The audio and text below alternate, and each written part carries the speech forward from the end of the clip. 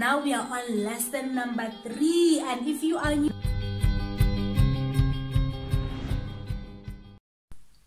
hello guys, yes, same attire as the previous video because I've done them in one day. But anyway guys, now we are on lesson number 3, and if you are new, I am Lekhakhonolo Chweni. So someone asked me to do a lesson on body parts, you know, how we say the body parts, what are the body parts in Kilobedu.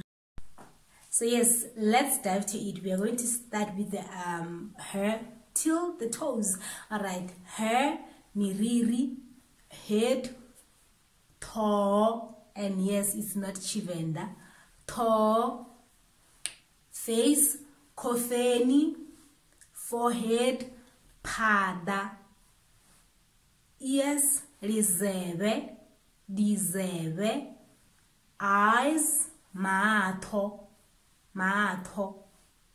eyebrows and eyelashes, linchi, call them linchi, one word, and nose, ngo, mouth, mulomu, tongue, lelimi, teeth, meno, cheeks, marama, chin, kileru, and then neck, tramu, shoulders, mayeda, arm, lezo, hands, kiada, fingers, minwana, nails, manala, right, and chest, likara, breast, mazwele, stomach, limba, okay, limba, and waist, linoga,